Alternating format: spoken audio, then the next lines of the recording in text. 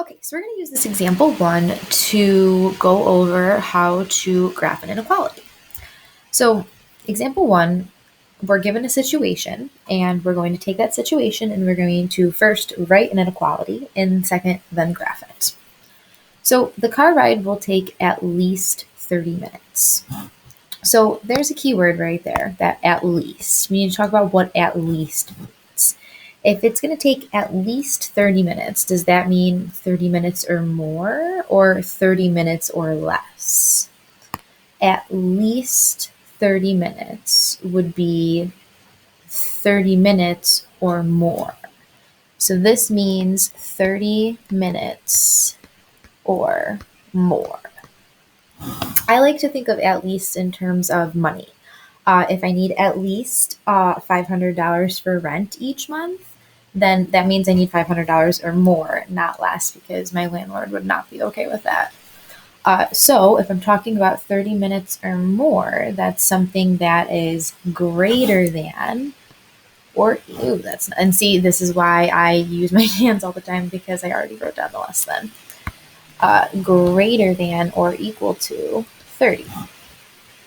And then when we're doing this, we're going to put the x over there. So that gives us the inequality. X is greater than or equal to 30, which is where this little blurb comes into hand. Is when we're working with inequalities, it's just always easier to have the variable on the left-hand side and then the number or whatever on the right-hand side. And don't forget, we need to write a let statement here. What is this situation talking about? The situation is talking about the length of the car ride. So let x equal the minutes of the car ride. I don't really think I used the best English there. Length of the car ride in minutes would probably make more sense, but you know. All right, so anyways, graphing. The number that we're graphing goes in the middle, or the number that we have on the right-hand side of the x goes in the middle. Excuse me.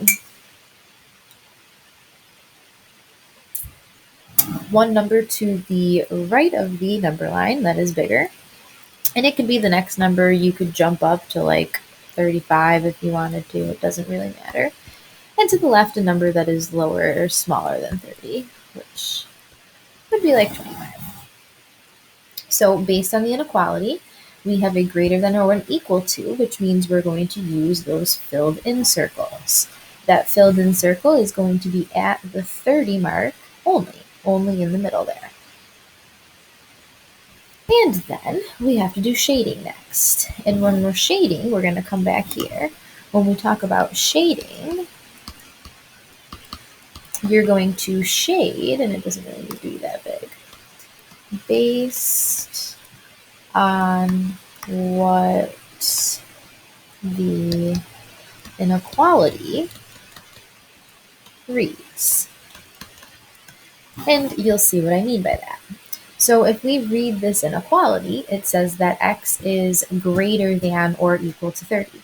So I'm going to shade where x is greater than or equal to 30, which is conveniently to the right. Do make sure when you're shading, you've got some sort of an arrow at the end there showing, again, those infinite number of solutions.